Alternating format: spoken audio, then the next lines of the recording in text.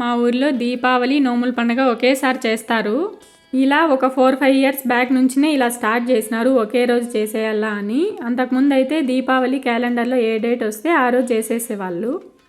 ఒకే రోజు ఎందుకు చేసేస్తారంటే దీపావళికి అయితే పిల్లలందరికీ హాలిడేస్ ఇస్తారు. ఇక్కడ అంతకుముందు అయితే వారాల నోములని చేసేవాళ్ళు, ఒక్కొక్క వారం ఒక్కొక్కరు అలాగా.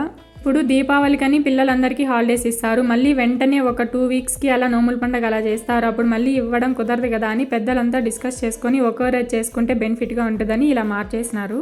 మేము నిన్న నైట్ బెంగళూరులో 11:30కి అలా బయలుదేరాము. మా హస్బెండ్ వాళ్ళ ఫ్రెండ్ది కూడా ఈ ఊరే, తను కారులో వస్తుంటే మేము కూడా 11కి అలా బయలుదేరి 2కి అలా రీచ్ అయ్యాము ఇక్కడ ఊర్లో. పాప మేము అక్కడ బయలుదేరిన ఒక 1/2 అవర్కి అట్లా పడుకునేసి మేము ఇంటికి వచ్చేసిన తర్వాత లేచింది. ఇంకా మేము పడుకుందామా అనుకునే టైంకి ఆ పిల్లకి అసలు నిద్రే రాలేదు. ఎలాగో కొద్దిసేపు ఆడుకున్న తర్వాత పడుకునేసింది. మళ్ళీ ఇంకా మార్నింగ్ లేచినాము, ఫ్రెష్గా స్టార్ట్ చేసినాము ఈ రోజుని. మాతో పాటే మా చెల్లి కూడా వచ్చింది. ఫస్ట్ ఇంటికి వచ్చినామంటే చేసే పని చేను దగ్గరికి ఇక్కడ అక్కడ తిరిగేదే. ఎప్పుడు ఇంటికి వచ్చినా మా హస్బెండ్ చేసే పని ఏంటంటే మాకంటే ముందే లేచేస్తాడు. ఒక 5:30కి లేకపోతే 6 లోపు లేచేస్తాడు. లేచేసి వాళ్ళ ఫ్రెండ్స్ దగ్గరికి లేకంటే ఇలా చేను దగ్గరికి వచ్చేసింటాడు. ఎప్పుడు నైటే చెప్పి పడుకుంటాను, నువ్వు మార్నింగ్తో లేచినప్పుడు నన్ను కూడా లేపు, నేను కూడా వస్తాను నీతో పాటు అని. నిన్ను లేపిన గుణం ఏం లేదు, నువ్వు లేయవు అన్నట్లు లేచి వెళ్ళిపోతుంటాడు. ఇంకా పాప పుట్టిన తర్వాత అయితే నన్ను నిద్ర లేపడమే ఆపేసినాడు. ఈ పిల్లకి ఎప్పుడు టైం ఉంటే అప్పుడు పడుకొని అని అసలు డిస్టర్బే చేయడు. నేను పాప మా చెల్లెలు ఎక్కడున్నారు వీళ్ళు అని, ఏ చేను దగ్గర ఉన్నారో ఏమో అని వెతుక్కుంటా ఇట్లా వచ్చినాము. ఇక్కడ చూస్తే ఇక్కడ టెంకాయ చెట్టు ఎక్కి కాయలు పీక్కొని తాగుతూ ఉన్నారు. ఇది నాటి బెండకాయ చెట్టు. ఇది పులుసు చేస్తే చాలా టేస్టీగా ఉంటుంది. ఒకే ఒక చెట్టు ఉంది ఇక్కడ.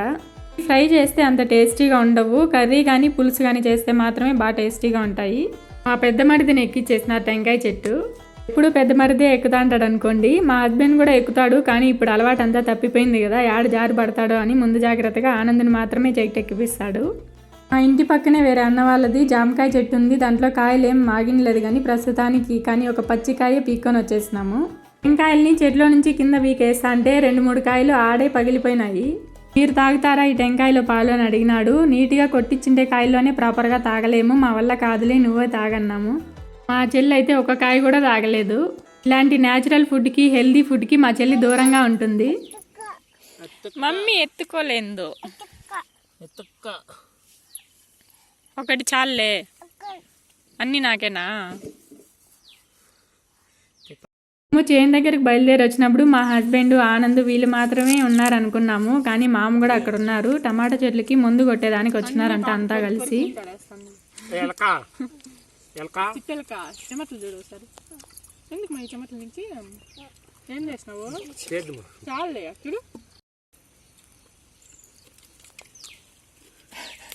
మేము బోర్ దగ్గర టెంకాయలు తాగుతా ఉన్నప్పుడు అత్త కాల్ చేసింది. ఇంకా మీరు చేను దగ్గరికి వెళ్ళినారేమో, అక్కడ బెండకాయలు మొట్టింకాయలు కూరకి ఏమన్నా కోసుకొస్తారేమో అని ఫోన్ చేసినాను అనింది.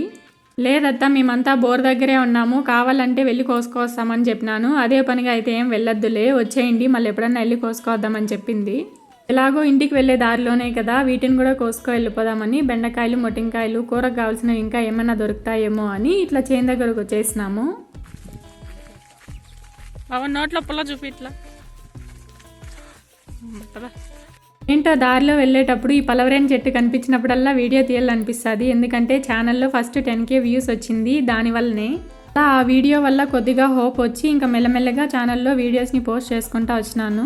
మేము చేను దగ్గర తెచ్చిన వెజిటేబుల్స్ అన్నీ ఇంట్లో పెట్టేసినాము. పాప వీళ్ళంతా ఇంట్లోకి కూడా రాకుండా ఇక్కడే అవ్వ దగ్గర కూర్చొని టెంకాయ కొట్టుకుంటా మీటింగ్ స్టార్ట్ చేస్తున్నారు. మేము ఇంటికి వచ్చేసరికి అత్త ఇంటి ముందరంతా అలికేసింది. ఇక మా చెల్లి ఊరికి బయలుదేరేసింది అమ్మ వాళ్ళ ఇంటికి. నేనైతే వెళ్ళట్లేదు, ఇక్కడ ఫెస్టివల్ కదా అని నేను ఇక్కడే ఉంటాను. అమ్మ వాళ్ళ ఊర్లో దీపావళి నోముల పండుగ ఏమి ఒకేసారి చేయరు, అక్కడ వారాల నోములు చేస్తారు. ఈరోజు దీపావళి మాత్రమే చేస్తారు.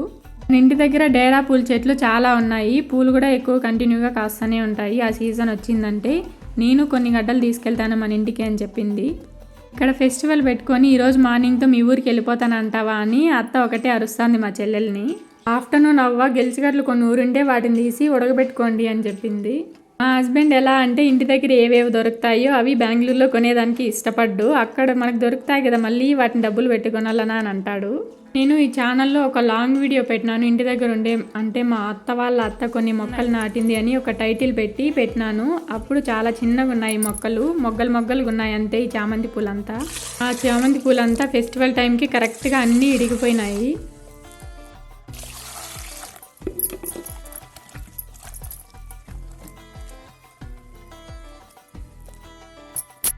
ఆఫ్టర్నూన్కి బెండకాయ కర్రీ చేద్దామని ప్రిపేర్ చేస్తున్నాను. మేము ఎక్కువ కర్రీస్ కంటే కూరలే ఎక్కువ చేస్తాము. చాలా మెంబర్స్ ఉంటాం కదా, కర్రీ అయితే అంతగా అడ్జస్ట్ కాదని కొద్దిగా వాటర్ వేసి కూరల్లాగా చేసేస్తాము. అవ్వ ఇంటి ముందు 2 చెరుకులన్నీ పీకేస్తాను, మీరు తినే అన్నీ తిని మిగిలినవన్నీ అక్క బావ పిల్లలంతా బెంగళూరులోనే ఉన్నారు, వాళ్ళు రాలేదు ఈ ఫెస్టివల్కి, అక్కడ తీసుకెళ్ళండి అని చెప్పింది.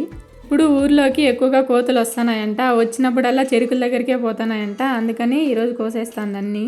మేము మార్నింగ్ చేను దగ్గర నుంచి వచ్చేటప్పుడు ఒక పూటకు అయ్యే అన్ని బెండకాయలు మొట్టింకాయలు మాత్రమే కోసుకొని వచ్చినాము. మళ్ళీ ఆఫ్టర్నూన్ అత్త వెళ్ళి అక్కడ మిగిలిండే కూరగాయలన్నీ కోసుకొని వచ్చేసింది.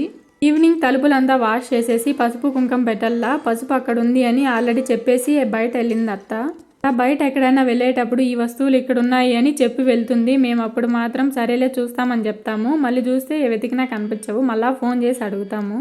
స్ట్రైట్గా వరిలాగా ఉంది కదా, దాన్ని వసమొక్క అంటారు. పిల్లలకి మాటలు ఎక్కువగా రాకుండా ఉన్నా దాన్ని తినిపిస్తూ ఉంటారు చిన్నపిల్లలకి. అట్లా అవ్వ 3 రకాల మొక్కలు నాటింది, వాటిని వీడియో తీసుకుందరా చూపిద్దువు అని వాటి వల్ల కొన్ని యూజెస్ చెప్పింది. వాటిని నేను కామెంట్లో అయినా డిస్క్రిప్షన్లో అయినా ఇస్తాను, చెక్ చేయండి, యూస్ఫుల్.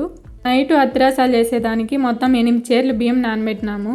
నేను ఈ బెండకాయ కర్రీ సగం మాత్రమే చేసినాను, మళ్ళీ అత్త వచ్చేసినారు. ఈ శనగ్గింజలు వేసి అత్తే చేసినారు. ఎప్పుడు బెండకాయ కర్రీ చేసినా దాంట్లో శనగ్గింజలు వేస్తారు, వాటిని నానబెట్టేసి. ఇలా శనగ్గింజలు వేసి చేస్తే కర్రీ కూడా చాలా టేస్టీగా ఉంటుంది. ఈరోజు క్లైమేట్ కూడా చాలా కూల్గా ఉంది. అన్ని బియ్యం అన్ని స్టార్టింగ్లో ఒక క్లాత్ మీద పోసినాము, అవి తొందరగా ఆరట్లేదని మళ్ళీ ఇంకో క్లాత్ ఎత్తుకొచ్చి దాని మీద నెరిపినాము. నేను దేవుని పటాలన్నీ బయట తెచ్చేసి వాటిని క్లీన్ చేసేసి పసుపు కుంకాలు పెట్టేసినాను. అత్త ఇల్లంతా మాపేస్తుంది. అమ్మ రేపు ఫెస్టివల్ కావాల్సిన సరుకులన్నీ తీసుకొచ్చేసినాడు.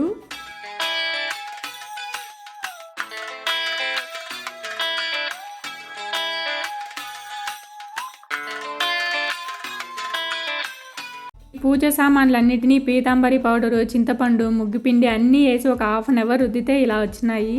నెక్స్ట్ వీడియోలో అత్తిరాసాలు ఎలా చేసాము, ఫెస్టివల్ ఎలా జరిగింది అని నెక్స్ట్ వీడియోలో పోస్ట్ చేస్తాను. ఎందుకంటే ఇది లెంత్ ఎక్కువ అయిపోతుంది కాబట్టి ముందు రోజు ఎలా జరిగింది అని మాత్రమే ఈ వీడియోలో చెప్తాను. నైట్ అత్తిరాసాలు చేసేదానికి కట్లన్నీ సాటును వేసుకున్న తర్వాత వర్షం ఎలాగో స్టార్ట్ అయింది. ముందే అయింటే అన్నీ నానిపోయి ఉంటాయి. మామతో ఇలా అంటాంది, స్కూటీని వాన్లో పెట్టేసినావు, లోపలికి తీసుకొచ్చి సార్నన్నా దోయి అంటే ఆ గేమ్ ఆడుకుంటా కూర్చున్నాడంట మామ. ఆ చిన్నోడు దేవాన్స్ ఏమో మామ సెల్లులో ఆ గేమ్ని ఇన్స్టాల్ చేసినాడంట. చిన్నబ్బాయి ఆడేదానికంటే మా మామే ఎక్కువ ఆడుకుంటా కూర్చుంటాడంట ఆ గేమ్ని. అత్త ఒకటే అరుస్తా ఉన్నింది. ఈవినింగ్కి మా అత్త వాళ్ళు కానీ చిన్నత్త వాళ్ళు, మా అత్త వాళ్ళ చెల్లెళ్ళు ఇద్దరు వాళ్ళు వచ్చినారు. బ్లూ కలర్ శారీ కట్టుకొని ఉన్న అత్త పేరు జ్యోతి అత్త. ఈ అత్తని ఈ ఫ్లవర్స్ అన్నీ తీసుకొచ్చింది. ఈ ఫ్లవర్స్ అన్నీ కట్టేసిన తర్వాత ఇంటి ముందు 2 వైట్ ఫ్లవర్స్ కూడా కోసుకొని వచ్చినాము.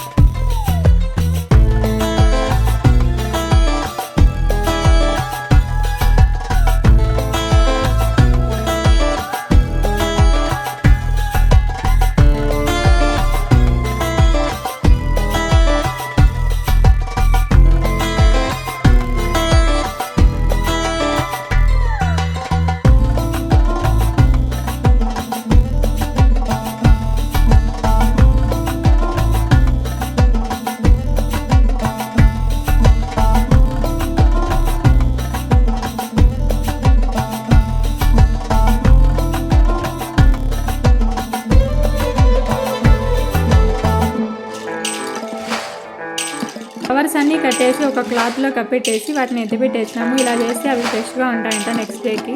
జ్యోతి అత్త వాళ్ళకి మామిడి తోట కూడా ఉంది. ఏవో చెట్లో 2 కాయలు ఉన్నాయంట, వాటిని కూడా కోసుకొచ్చింది. ఇలా పూలన్నీ ఎత్తిపెట్టేసిన తర్వాత మా డే కంప్లీట్ అయింది. Bye bye.